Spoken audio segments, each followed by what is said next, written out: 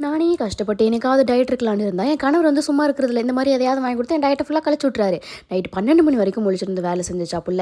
அதனால காலையில ஒரு பாயாசம் செஞ்சு குடுக்கலாம் அப்படின்னு சொல்லிட்டு பாயாசம் தான் செஞ்சு குடுத்தேன். இந்த யானையோட தும்பிக்கை சைஸ்ல ஒரு வாழைப்பூ. இத நான் உன்னால கிளீன் பண்ண முடியாது அப்படின்ட்டு என் கணவர் என்கிட்ட சொன்னாரு. ஆனா நான் ஒரு ஒரு பொம்பள புலி. அதனால நான் பண்ணியே தீருவேன் அப்படின்னு சொல்லிட்டு நான் வீரவசனம்லாம் பேசிட்டு உட்காந்தா ஒரு 1 மணி நேரம் மேல ஆயிடுச்சு. அதில நாரு நரம்புன்னு எடுத்து முடிக்கிறதுக்கு. அப்ப கூட நான் ஃபுல்லா முடிக்கல. பாதி பூவ எடுத்துட்டு பாதிய தூக்கி ஃப்ரிட்ஜ்ல வச்சுட்டேன்.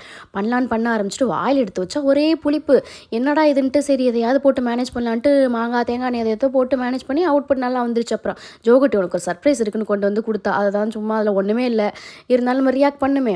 நான் பாட்டுக்கு செவனேன்னு வீட்ல இருந்தேன். நான் உன்ன வெளில கூட்டு போறேன்டின்னு சொல்லிட்டு கூட்டு போயிட்டு 10 நிமிஷம் போக வேண்டிய ஸ்பாட்டுக்கு 1 மணி நேரம் டிராவல் பண்ணி போனோம். சப்வே தான் கூட்டு போனாரு. ஆனா 1 மணி நேரம் டிராவல் பண்ணி போனதுக்கு அது வொர்த்து. டேஸ்ட்லாம் வந்துட்டு பயங்கரமா இருந்தது. இந்த டேஸ்ட் வந்து எப்படி இருந்ததுன்னு என் ஹஸ்பண்ட் ரியாக்ஷன்லேயே உங்களுக்கே தெரியும். அவ்வளோ சூப்பரா இருந்தது டேஸ்ட்டு.